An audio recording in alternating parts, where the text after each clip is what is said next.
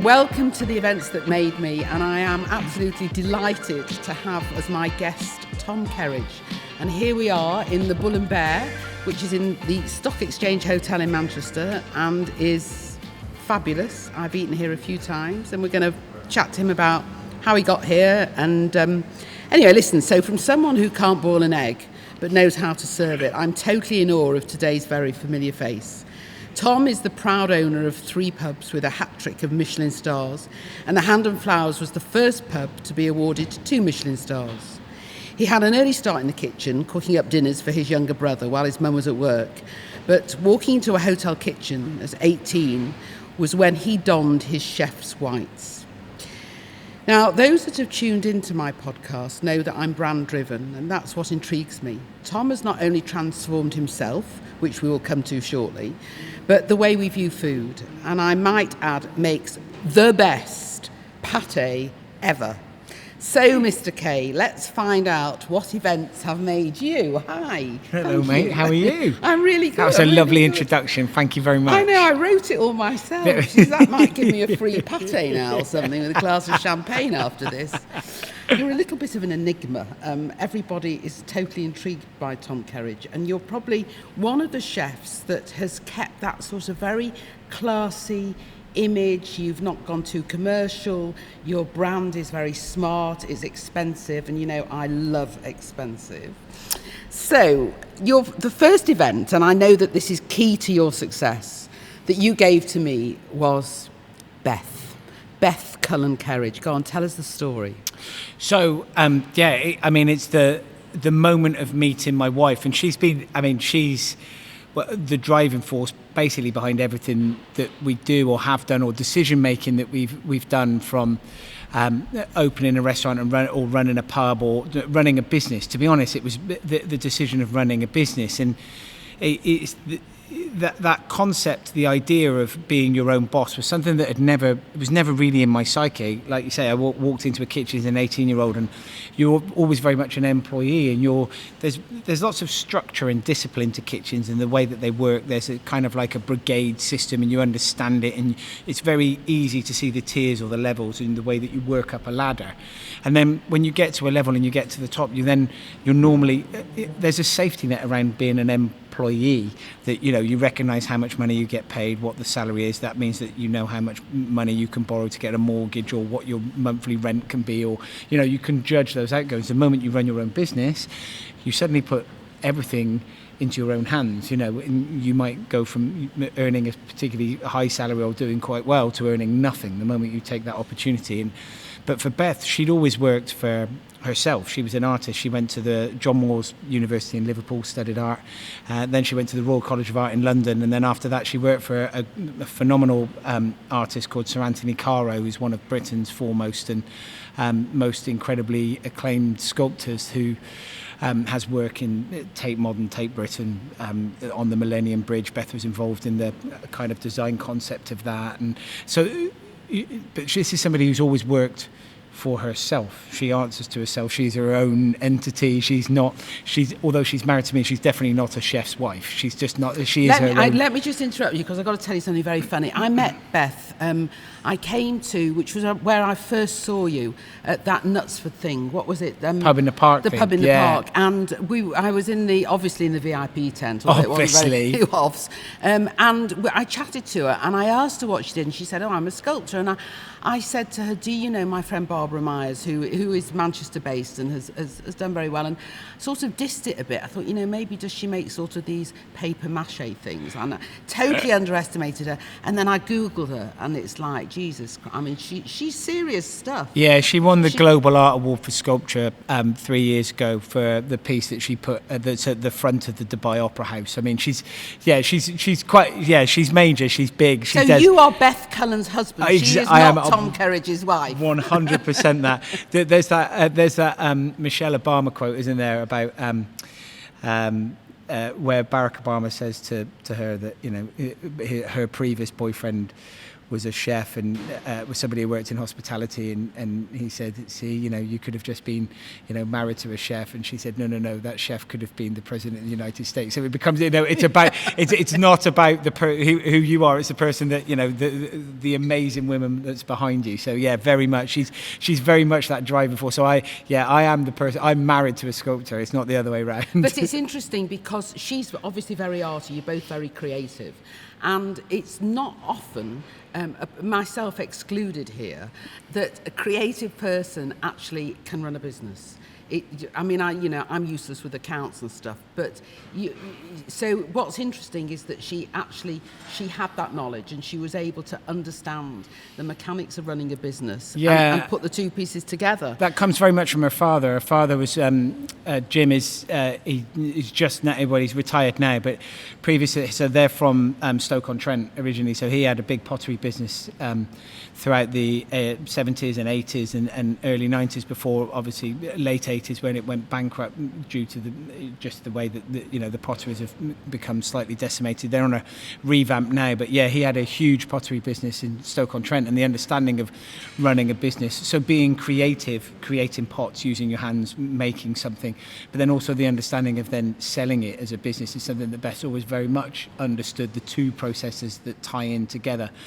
So she's been hugely dynamic in making sure that the business sits aligned. And you're very kind for calling me creative, that the two of us are. Beth is hugely creative. She is the artistic one. She's the very talented one for that. I view what I do as a chef as a trade. It's not, I'm not creative. It's an understanding of building blocks of flavours and profiles and methodology. What we do is very similar to being a builder or an architect or somebody that just kind of pieces things together. I have an understanding of flavour profiles and I have an understanding of balance. I don't work in an artistic sense with food. There's chefs out there that do. Simon Rogan, Sat Baines, incredible, fantastic, artistic, very fluent chefs in terms of flavour and the way that things work. I work very much in the understanding that I've learned a foundation of classics, and you build the salt acidity levels, sharpness, richness, how you get where you look for substantial things in terms of carbohydrate, how to cook a piece of meat, all of those things. I very much view it as a trade. So the creative element does very much come from Beth. I sit there as a very strong tradesman. So between us, it does form this kind of it does help create this partnership that ticks a lot of boxes. There's creativity, there's artistry, there's a solid trade that it's built on, and then between us we're both very conscious and both very aware of being able to create spaces where people enjoy, because it is much more than just food and the offering of drink. To a successful restaurant and a successful dining space, there's so much more to it, and a lot of it is about atmosphere and energy and how that is created. It's interesting because I think you underestimate yourself. I mean, I am I love eating out, and I'm quite particular. It's how it's presented. I'd rather have simple food, presented and tasting as exquisitely as you deliver it. But I do think you underestimate yourself, and actually, watching you chat to me, there's no level of arrogance. There's a little bit of insecurity there, which I'm surprised at, because you are a huge name and you're in a very competitive industry with not a lot of competitors, but they're all big and out there. And I think what you have, and this is not me bullshitting you because we're having a chat, because Gino turned me down, actually, so I had to that was a joke. But it's there's sort of a mystery. There's a mystery to you, and there's an exclusiveness. And I think that particularly this Bull and Bear thing, I mean, I like the whole thing, I like the look, I love this restaurant, and you're right, it's all ingredients of how you present it, from the visual to the service of the food. But I'm waffling here because you do underestimate yourself. And I know that you would not have been as successful without Beth. I get that, because behind every successful man, there is a woman. As I well know, I've had a lot of men that I've been behind, all been very successful, and I've had to leave them all alone. But you wouldn't have been. But I think that you underestimate, I think, I think you're really good at it. You're very kind. I'm trying here. I'm trying to get a free meal, Tom. No, I know. No, it's fine. You got it. It's cool. It's no bother. That box has been ticked long ago, mate. But thank you. And I think insecurity. I think you're it's slightly misjudged with humility, and they're two different things. I'm not insecure. In fact, I've always been very comfortable within my own skin, always 100% of the time as a young kid. I've never been, I'm really comfortable with people.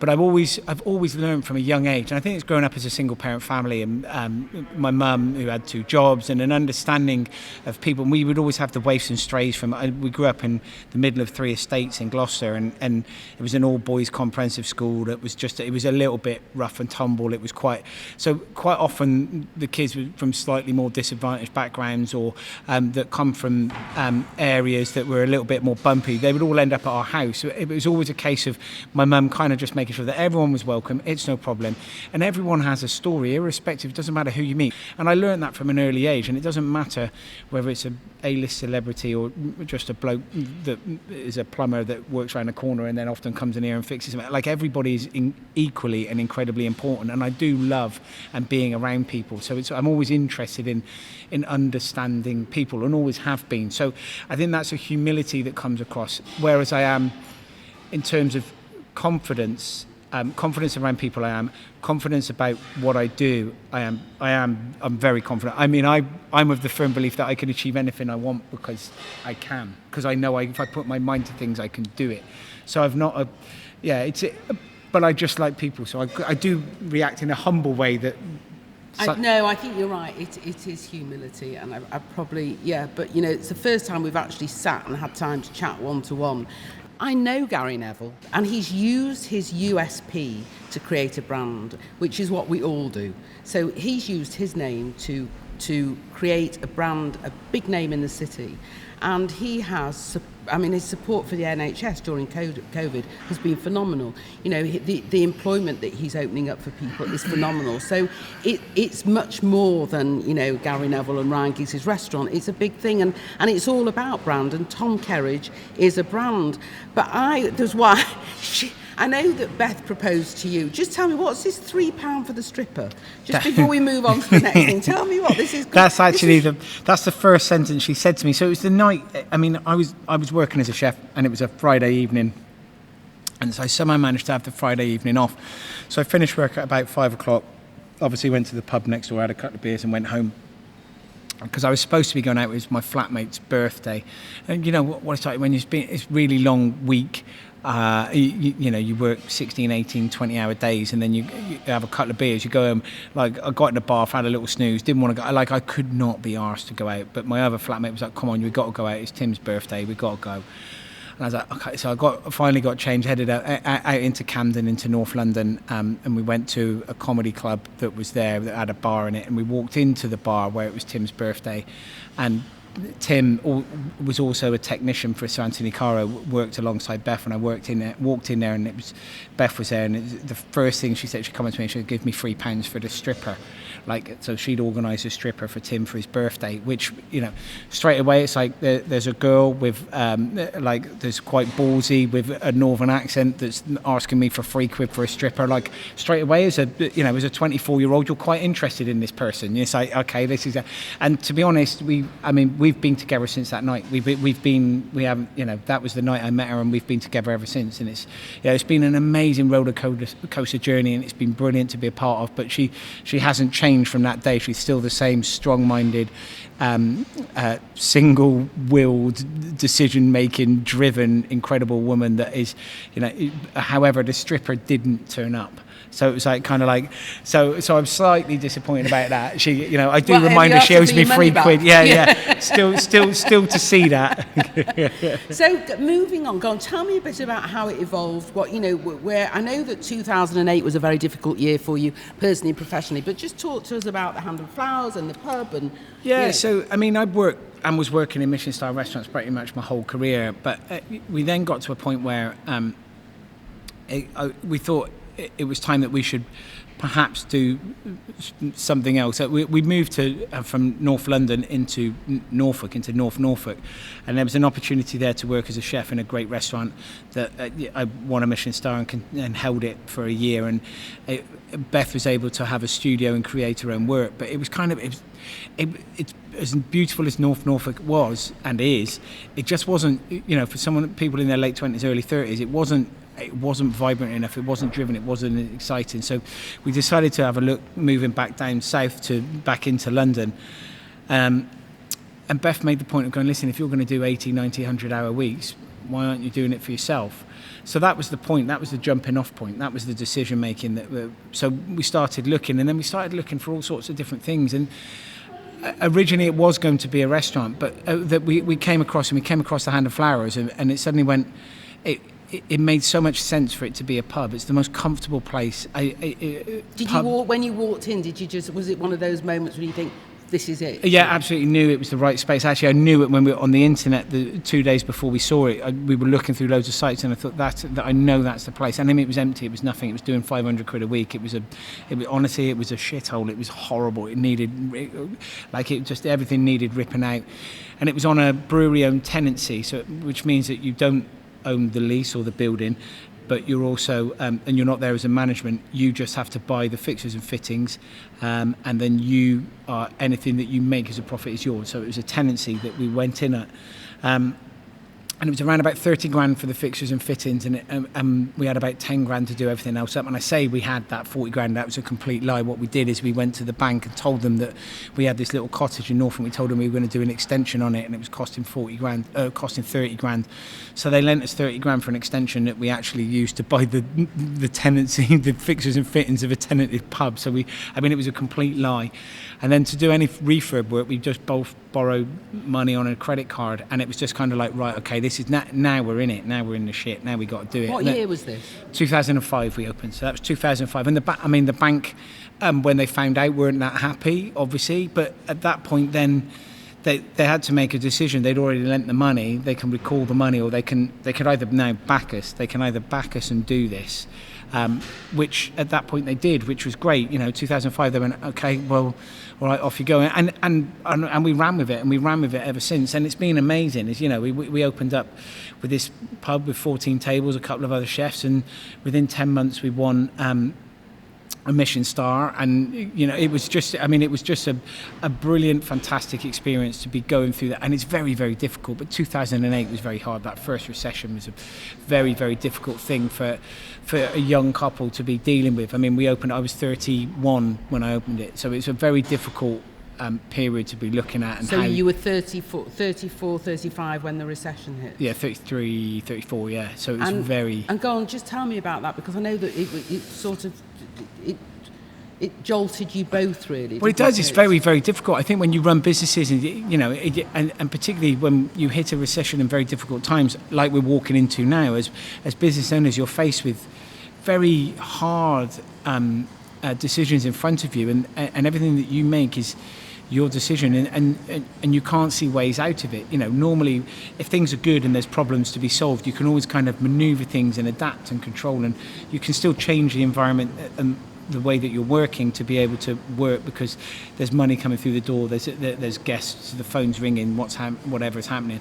However, the moment the recession hit, it suddenly becomes it's out of your hands, and it's very, very difficult. Like right now, things are out of your hands, and no matter how many different decisions you're making and pivoting your business all over the place, it's very it's not all in your control, and I like being in control. Most people who run their business make decisions, and they make decisions, they're theirs to control, but 2008 was very, very difficult. I ended up working even harder. I would get up most mornings at 6 o'clock, make the bread, all the work all the way through, and finish service about 11:30, 12 o'clock, and then you go to bed and back up again the next day. But on a Friday morning, I get up at 6, get into the kitchen, work all the way through, and then Friday night around about midnight, I'd then get a couple of kitchen aids or a Kenwood mixer out, and I'd make 70, 80, 100 loaves of bread throughout the night.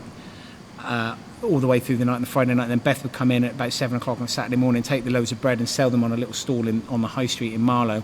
But obviously then it's 7 o'clock on a Saturday morning, so then I would continue to work for the Saturday. So then you still work all the way through to Saturday till midnight. So from Friday morning at 6 a.m. all the way through to Saturday midnight would be, what's that? I mean, that's a 48-hour shift almost. It must have put huge pressure on the marriage, surely. Well, it does and it doesn't. It does, yeah. It puts huge pressure on everything because you're exhausted and your everything is draining. But what it also does is it kind of, if you're lucky enough to be with the right person and you know it helps cement foundations. It helps you bond much stronger. It helps you understand. The two of you learn much more about each other than rather than just, you're not just like lovers and friends. You know, when people fall in love with each other, it's because they're having a laugh and isn't it lovely to spend time in each other's company. Actually, as you grow and as marriages go on, and irrespective of whether it's your like physical marriage or whether it's a marriage with a business partner or whatever, your relationships, they change and they adapt over. We've been married 20 years now, and what happens through going through processes like that, they kind of, it runs much deeper than just being a friend and having a laugh and falling in love with each other as a young couple. It then suddenly becomes, you're going through life experiences that are massive and they're changing and that you kind of adapt and alter. And we're both very different people to when we first met, but we're both equally, if not more, aligned. And it's all through experiences like that the pressure that is put on yourself personally and professionally really do, if you're with the right person, solidify relationships. But I can see how quite easily it could also cause cracks. And is that why you went? I know you've got a gorgeous little boy. Is it AC? AC, yes. Who's a right chip off the old block, and she's got him all suited. She's got all the gear. He's got like the unfortunately, he does look like me just with hair. No, he's a much better looking version. Yeah, thank you very much. Much better. He's got. And so, was that a decision that you made to wait, or yeah, kind of. It was. We were both very much career driven. We were both very much in a point of working hard to establish, when you're trying to establish a business, and our first and foremost, the point was for Beth to make uncompromised art and me to cook, and that it wasn't, we'd always wanted a family at some point, but it wasn't always the priority. And I think when you get sucked into a world of trying to survive and get better and do things, it kind of not got put to the back burner, but it is always something that it wasn't the first and foremost. Beth was never someone who was just going to get married and be a mum. It's never been in her nature. It's always been about, I'm making art and this is what I'm going to do and this is where I'm, you know. So it's a wonderful thing. Now we wouldn't be where we were if we'd had him when we first met or when we were young. Is he arty? Is he creative? Has he shown any signs of? Can we picture him in the kitchen? And get him cooking? He is very good at art. He's great. He's very good at he's very much a practical person, which is great, like both of us. I mean, Beth also did very, very well at school, like me, not so much. But AC is very much a practical doer. You know, he'll stand in the kitchen, he'll make omelettes, he'll do whatever. He likes riding bikes. He's got not much in the way of a fear factor. So how old is he? He'll be 5 this Christmas. So and he's making omelettes? Yeah, he's making omelettes. Yeah, he's doing all right. He's doing all right. He doesn't brilliant. Quite season them enough yet, but you know, we'll get there in the end. But that's brilliant. Now, listen, you're going to shout at me for the next thing that I'm going to ask you, because it's very important. This, I've got a long-established event business, as you know, and so I have a very controversial approach here. My thing at an event is that you never go home saying that you had a great piece of chicken. You go home saying, oh my God, the entertainment was mega, we were pissed, the cocktails were great. And I know that you have an outside catering company. Yeah. And I suppose, one eats with their eyes. Yeah. If I book for the Hand and Flowers or I book for the Bull and Bear, I know that I'm going for a specific experience. My expectations are high. But if I go to an event, and I'm sure that you'll understand where I'm coming from, 99% of the people, particularly in the Northwest, think, well, I'll go. I think I'll eat before I go because the food will be crap, but, yes. I'm going to have a great time, I'm going to get pissed. Yeah. What's your view? What do you think? And why have you gone into the outside event catering? Because it's the worst business ever. I do, most definitely now. I find that out the hard way, Liz. Most definitely, yeah. But, however, It's for those reasons. And it's funny that you mentioned it, because you talked about going to the Bull and Bear and go to the Hand of Flowers, and you said, and you go there for an experience. You didn't say food, you said experience. And that is exactly what we offer. So I've always seen when you go out for a meal, it's not about the food. And I think that's the difference between when you view it as a chef or you view it as a restaurateur or somebody who looks at it as a bigger picture of hospitality. It is about everything. It's about the seats that you're sat in. It's about the room that you're in. It's about the energy and the atmosphere that's created. It is about the food. That's incredibly important, because you are going out for something to eat. However, it's the way that the waiter smiles at you and says hello. It's the way that the barman flirts with you when you come through the door. All those tiny little points are things that create energy and atmosphere. It is an event. When you go out for something to eat, it is an event. And that's what I want when you come into a restaurant and come into a space or come into one of the pubs, is that you just go away going, that was a brilliant time, not just brilliant food. And a lot of that is created because of the company that you're with and whatever. But all of those are all the tiny little points that make successful restaurants. Now, the event business came along because, like you say, people when they go out quite often go, I'll eat before, or event food is quite often seen as being something that's pretty poor, pretty not very, very good. And it came along because one of our sous chefs that worked at the Hand of Flowers, who spent 9 years working in Formula One as head chef for one of the Formula One teams. So his experience of being an event caterer, an outside caterer, somebody that could work on the hoof, somebody that could work in lots of different environments and around the world, we started thinking, and we were being asked to do lots of different events, and the team wasn't structured to do that. We would do them and we do really good job of it, and people would go, that's amazing food, that's the best event food I've ever had, that's the most amazing. So we thought, okay, well actually there is a market. Now we're not going to do 1,000 cover banquets, but 150 people at the same time, top end weddings for 50 people, that sort of stuff works very, very well, because we can then transcend the recipes that are standardized throughout the Hand of Flowers all the way up to here in Manchester at the Bull and Bear, and then you can put that and implement that into an event business. All of a sudden you run an event, we're the caterers that come in, your event is still amazing, people are having a fantastic time, the entertainment is brilliant, the drink is stunning, but then if you add on to that then the level of food that people go away going, and fucking hell, the chicken was amazing, it's all those added bonuses. For us, we started going, there is that key point there is a marketplace for top end event organisers to have top end caterers, because quite often caterers they all claim to be top end, and they charge a great deal of money and they use great ingredients, but what happens is that end point, the chef, the end event is never as promised. It's never quite as good as promised. And you also, like you say, a lot of people go, yeah, it was all right. We genuinely want people to go there and go away going, it tasted amazing. And we use our experience as chefs of going, it isn't about making it look the most beautiful, it's about making it taste the most amazing, because you can make anybody can make a plate of food look lovely. But that's a picture. That's one picture. Once does it look lovely, and that's when it goes down in front of you. The moment you take a fork from it, that picture is destroyed. And now, if it tastes rubbish, you've got a destroyed picture that tastes rubbish. For us, it's always about, okay, what can taste fantastic? Beautiful pies, amazing parfaits or pâtés like you talk about. And if you get all of that right, and then you stick that into that event side, all of a sudden it adds to that event, it adds to that occasion. So for us, it was a really important thing to start driving forward. And was doing very well up until right now, whereas like yourself as a business, the event business has just been decimated like everybody else. So it's kind of sat mothballed, doing a few bits and bobs, waiting to see what happens. Yeah, but I think next year's going to be a really big year for the event business. I mean, I know we've got loads of it keeps getting shunted from June to July to August, September, October, but I think that it's the high end and the private corporates that will come back fighting.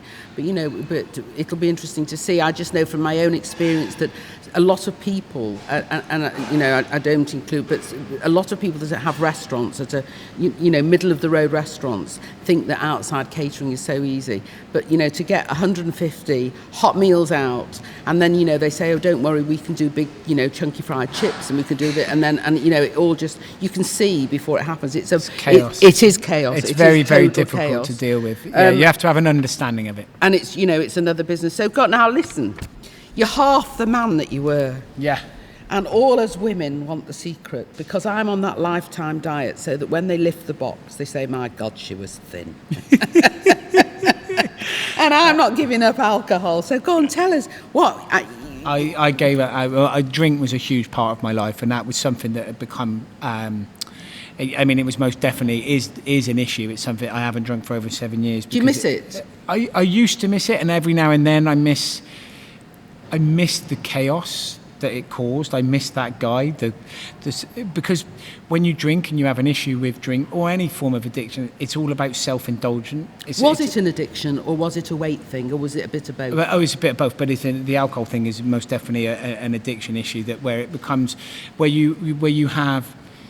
you're driven to being self-indulged, and that's what happens. It becomes all about you. You know what you're drinking. It does, whether it's alcohol, whether it's gambling, whether it's drugs, whether it's sex, whatever it is, whatever anyone can be addicted to. It's all about you gratifying yourself. And at that point, for me, it was all self-indulged, volume, excess, and sometimes the consequence of that. I missed the guy. I missed the events that happened when I was that guy, like the things that, you know, are really cringy and funny that would just make front pages of newspapers that you just can't do anymore. Like, I miss that guy hugely every now and then, but I don't miss the daily grind of it, the unhealthy aspect of it. I don't miss the after effects. I don't miss the apologies. I don't miss the nightmares. I don't miss any of that at all. So. And was the weight loss due to the drink, or did you do that deliberately? I did. Like anything. How can a chef who has the most fabulous menu of high calories and carbs, of which I've tasted a lot of the dishes, go on a diet? I stopped the carbs, so it was all about flavour. So you can eat the parfait, you can eat the steaks. Shut up. You Can I? Yeah, but you don't eat the brioche. So you can't have the carbs. That's the thing. Yeah, like anything, if you're going to commit to anything, you have to forego something. There is some form of sacrifice. You know, if you think you want to lose weight, you've got to sacrifice something. If you've got overweight because of everything that you eat or drink, you can't just eat or drink. There's no magic pill. There just isn't. There just is. Do you work out? Do you do the gym and stuff? I do go to the gym. Yeah, I go to the gym 6 days a week. Do you think that you are, it's like, you know, all these 20 questions, do you think that you are a nicer person now than you were? And I'm not saying you weren't a nice person, but I'm asking you the question because of the lifestyle that you had. No, I think I'm the same person. Like, I very much think I am. I'm not doing as many stupid, daft things. But no, I wasn't a horrible person at all. It was always very inclusive. It was always very, you know, it was always very much we get the whole team involved in the pub. It was very. So from a personality point of view, it hasn't changed me. What I do recognise, though, is that there is an issue with excess in my life. Everything has to be done more. Like, I have to do it. I just have to do it more. I have to do, like. Do you think that's because you're so passionate? I actually think that's with a lot of people that have a talent. I think you become so passionate about it and so anal about it that the excess probably goes hand in hand. Quite probably. I think there's always a challenge. There's something that's in front of you that you have to just have to do. I just have to tackle things, and you know, I just have to do. Like, I did something on an exercise bike this morning. I did it faster than I'd ever done. I got further than I'd ever been, and the first thing I did at 6:30 this morning when I'd done it is take a picture of the screenshot and send it to the personal trainer that I hope sends it. There's a woman that goes to the same gym who cycles and pushes really hard, and I beat her time. So I was like, send it, make sure Bryony sees it, because I get make sure you show her. Like, it's just I have to. There always has to be something that I've got to be. You've got to be better. Yeah, I like that chat. I like it, but I also go, I wish I wasn't like that, and I wish I wasn't so. I think you're wrong, because I think the day that you lose that is the day that you shut shop. Yeah, okay, very true. In fairness. Yeah. Now, I want to ask you, do you think a Michelin Star gives you accreditation? Because I sometimes wonder if it sets people up for disappointment because expectations are so high. Would I go to your restaurants if you didn't have a Michelin Star? Yes, I probably would, because of the brand, not because of the Michelin Star. Yeah, I think. Yeah, I to be honest, I think the Michelin Star thing is something that people get hung up on, and it's been massive for Manchester since we've been here. I mean, don't get me. I've known Manchester for many years. The in-laws don't live too far away now. They're 25 minutes away, and coming here for years and years and years, watching Gary and Ryan play football. But I think Manchester's always had this kind of weird thing that a Michelin Star will give it some form of solidity and be recognised around the world as a place where you have great food. Manchester food scene in the last 5 or 10 years has grown. It's a phenomenal, it's one of the best food scenes in the country. It doesn't need Michelin stars. You don't need Michelin stars to tell you that your food scene is great. One of the best things about the British food scene is the way that it's eclectically grown. It used to be just about fine dining wins Michelin stars. Well, it's not actually. You can get great tapas restaurants with Michelin stars. You can get great Italians, great Chinese, great Indian restaurants. You can relaxed. You can get pubs with Michelin stars. It doesn't matter. And Manchester's food scene really has that kind of street food scene, the understanding of actually great food at value. Those are really, really important things. Quite often Michelin stars have been seen as being a place that's expensive. Well, actually the ingredients that go into Michelin star cookery are quite often top-end. They are top-end ingredients, irrespective of whether it's a Chinese restaurant or an Italian that's making wonderful pasta and whatever. There's a skill set that all goes into it, and that costs money. But it doesn't always have to be. It's not always about lobster and foie gras and caviar and fillets of beef and whatever else. It's about the attention to detail and the way that you can cook and utilise ingredients to create wonderful flavours. So I think what a Michelin star does is, from a chef's point of view, if a chef wins one, it makes them feel that they've achieved some form of recognition within the industry that shows consistency. I think up and down the country, more and more people go, great, it's got a Michelin star, brilliant, but I still like going out for a pizza. Where's the best place to have a pizza? Where's the best place to go and whatever else? I think Manor winning a Michelin star in Manchester has been fantastic. I think it was kind of like an amazing sigh of relief for the whole of the city that somebody who's an amazing cook like Simon has created some great food, won a Michelin star, and is cooking at an exceptional level, that you then go, okay, it allows everybody to now just get on with going, yeah, Manchester food scene's great. We've got a restaurant with a Michelin star. We've got a big brasserie here. We've got Hawksmoor around the corner, which is arguably one of the best restaurants in the country. It's fantastic steak, brilliant service, lovely building. And you go, okay, all of these sort of places, El Gato Negro, amazing. Carla is a bistro around the corner. All those sort of places, they're really, really good. They're great food, and it's a great food scene. So I think the Michelin star is quite often there's a lot of emphasis that is put on it, and sometimes if you expect something to be magical and over the top, Michelin stars quite often aren't that. They're about consistency. How many times, I'm sure you've eaten in many Michelin star restaurants, and how many of them have you been in and you've come away feeling, well, everything about it was really good, but I can't quite put my finger on what I didn't enjoy. And that because sometimes they can become quite soulless, because a chef is trying to cook to a particular level that achieves a star, rather than going, I want to cook for the guest. You should be about cooking for the guests to have a lovely time. We want to create energy, atmosphere, the guest having a lovely time, and the guidebook writes the guide for the guest as well. So the chef cooking for a guidebook is the wrong route. It should be cooking for the guest. It's all about the person coming through the door having a lovely time. So that's where you should most definitely be looking at.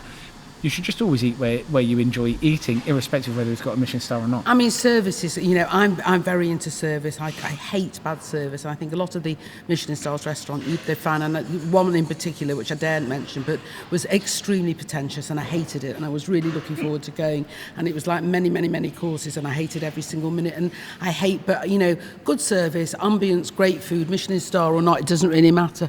But I want to know, so we've got the Bull and Bear, you've got your pubs, you've got Hand and Flowers. What's next? Where are we going to be travelling to? Where we're going to get a little bit spoiled?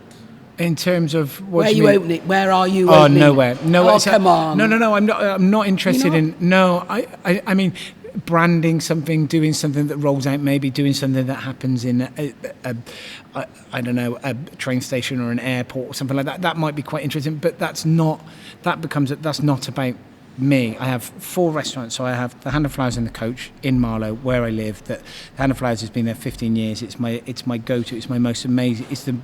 I'm in love with every single brick of that building. Without that space, there isn't anything else. The Coach is on the same road, and it's a beautiful building. It's a concept that's rolled from the hand, and I go in, but I'm not there. I'm in there every week, making sure everything's all right, making sure it runs. Tom, who's head chef, gets on with it. Rebecca, who's manager, make sure it all runs really nicely, lovely. And then the other 2, the one in London and the one here, they're very, very personal. Restaurants have to be a reflection of personality. They have to be, the moment that you start spreading yourself so thinly, then it becomes, for me, I've got 4 spaces that I go to, and I try to be in them at least once a week. And you go, so I might not be in London or Manchester for 2 or 3 weeks, but then I'll come up and I'll be here 3 or 4 days. And you try to make sure, and then the people that are running them, Sarah, who's head chef here, has worked with us for nearly 8 years. So they're always people that have been, Nick in London is 10 years, Jamie at the Hand of Flowers is 10 years, Tom, who's head chef at the Coach, is 8 years. So all of these people have been within the business for a long time, so they have that DNA and that understanding. There is no, I don't want to, it's all about organic growth, and they have to be personal. My wife's sculpture's in the room, the in-laws are just around the corner. The reason why we're here is because, Gary made the first phone call, and Gary was the first customer to eat in the London restaurant when we opened that, because he stays in the hotel. In the Corinthia, exactly. Yeah. So he came through the door on the first day of opening for lunch and said, "Any chance of a table?" I was like, "Yes, of course." So that conversation moving forward from there has always been about how we can sit together as a business and how it works. And the Manchester opening has always been about it being close to the in-laws. It gives the opportunity for little man to see the grandparents a lot more. We work with Manchester United as the football club anyway. We run one of the international suite in the Stretford end, and we do some of the directors dining, and so we're up here a lot anyway. And it's also one of those points of I say yes to a lot of things, and I didn't want to get... So in 1999, when United won the treble, I was living in London. Guess who did the party? You did the party. Yeah. Amazing. See, I'm absolutely gutted I didn't get the invite. But I was down in London. We were watching it in a pub in North London that was a Manchester United fan. The pub was owned by a Man United fan. It was an amazing evening. It was absolutely brilliant. We got so drunk that evening. I woke up the next day. I was off work the next day. And myself and Beth got on a train, and we came up to Manchester to see the bus come down Deansgate. And it was amazing. And you see the bus come down, and you remember that in 1999. And you go, and then 20 years later, you're opening a restaurant with Gary Neville and Ryan Giggs, and you go, I didn't want to get to that point with Beth. You go, can you imagine getting to 70 and going, do you remember that time when Gary Neville said, do you want to open a restaurant in my hotel? And we went, no. I mean, how stupid would we be? It's ridiculous. The fact that, I want to interrupt you, because at the very beginning of this interview, you said about Gary Neville and Ryan Giggs and the A-list celebs, and you said, they're just normal people. They are. Right. But that's contradicting what you said, and because what's interesting is that you saw it as a unique opportunity because it was Gary Neville. Was that because it was Gary Neville the businessman or Gary Neville the footballer? Both. I have to both. So as a footballer, I have a huge amount of admiration for what they've both achieved in terms of one club, amazing, brilliant, loyalty. But when I met them for the first time, I'm not overawed by them. I think their achievements are amazing. And seeing the bus coming up the road, you go, this is amazing. It's a wonderful celebration. That is a celebration of the football club, and the players. But you support a club, not an individual, don't you? Yes. Do you know what I mean? It's not you go. You support the club, so it's the part of that and then when players from that club have said, "Do you fancy?" And it's also because their recipe for opening this hotel and restaurant hasn't been about it being a money-making hotel. This has been a long-term project for them about giving something back to the city of Manchester. If you know Gary very well, and Gary works heart and soul. He's the most committed to making Manchester the most amazing city in Europe. His drive and his enthusiasm and love for this building is something that's incredibly infectious. So when you meet Gary, if you've never met Gary before in your life and you have no idea who he is, he will come across as the CEO of a great company and of a man who is very passionate about buildings and property and a city that he cares for dearly. It doesn't matter irrespective of his previous life, he was a footballer. So you can't help but fall in love with his vision for what he wants to do. So for both reasons, it was really important for us to be able to open in this room. He is the most loyal person that you will ever meet. And once you're in, you're in. He'd give you his last Rolo. And I've seen that. He's unbelievably loyal. And I knew his father very well, Neville, and they were this really, deep-rooted northern family, and they had vision and they had aspirations. And I love him, and I have the utmost respect for him. Thank you so much. Thank you so much. And I just think it's exciting times. I'm terrified of Beth. I don't think I'm ever going to ask to interview Beth. But please let's stay in touch. And don't forget, I want some You must free interview, but she would love to be interviewed by you. You Would get on she? very well, yeah. You're both equally as terrifying. Oh, well, okay, right, well, we'll do that. She's the next one. And don't forget to tell that Warren, who's, I don't know what role he is, but he's husband number 4, you know that. He did a tasting for me that was just beyond. So Warren is executive chef of the whole group. So Warren oversees all the restaurants, all the spaces, the event Yeah, well, you business, see, I like the organ grinders. I don't like the monkeys. Yeah. So he's on my Christmas He likes card getting his list. hands dirty, this Warren. Tell Beth I'm calling her. All right, I will do. Thanks so much. Pleasure. Thank you.